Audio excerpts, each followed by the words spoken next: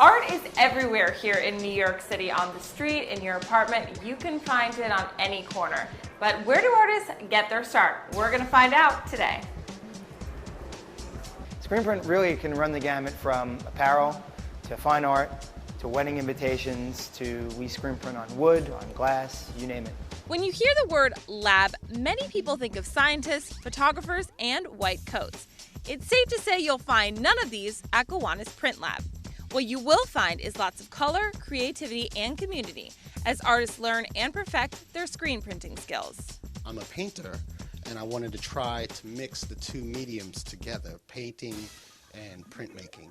Think you need to be at Andy Warhol's screen printing level to step foot into the Brooklyn Lab? Think again. Since it opened in 2010, the Brooklyn studio aims to encourage local artists by providing affordable workspace, equipment, and supplies. And they have the opportunity to better their craft with classes, no matter what their skill level. They can take anything from a basic screen printing class, they'll learn how to something more in depth. We've got computer classes, they can learn Photoshop and Illustrator. We've got classes that'll teach them how to screen print on metal, on glass, on plastics. I started printmaking in April, so this has only been a short journey, but I've seemed to have figured it out and was able to produce some good stuff here. And for further inspiration, the artists can take a look at the work around them. There's always art on the walls. We always have different gallery showings once a month, once every couple of months.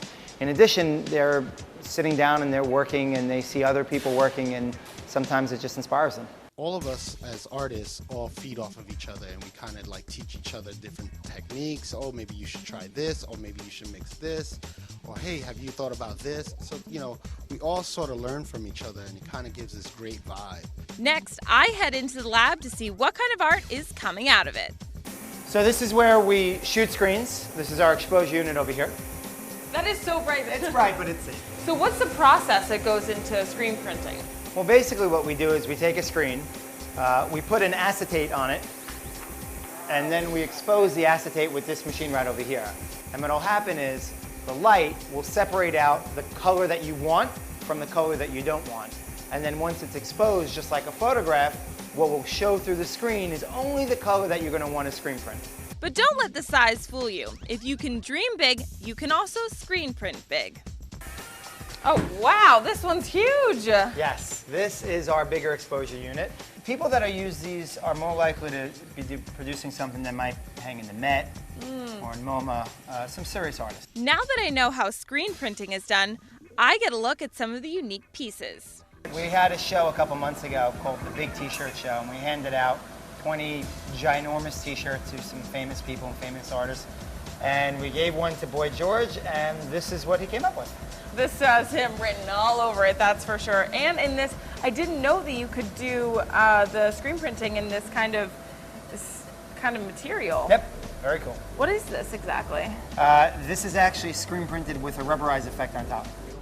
So this is another cool piece that was actually for the same show that we did for Boy George. What really catches my eye is that crazy texture. What's going on there? Yeah, so that's a technique called puff. You'll see it on a lot of T-shirts, garden variety technique. However, what we did this time was we applied a lot more puff additive into the ink, and what you see here is the effect of the puff actually bursting out of the ink. Whoa, and it bursts right off the T-shirt too. Bursts right off the T-shirt. You just see that, and I can't believe that came out of a printer. I'm so impressed. Absolutely screen printed. If you're willing to take the risk, then good things will happen. Oh my, wait, okay, hold on a second. These I can't ignore. That looks like a familiar supermodel. Yep, that's Cindy Crawford. We were actually contracted out to do it by a photographer named Marco Gagliano. So this was something that we did that he used as a table book. But in addition to that, what we did is we did it on a much larger scale. Then we applied some diamond dust on it to give it a real sparkle.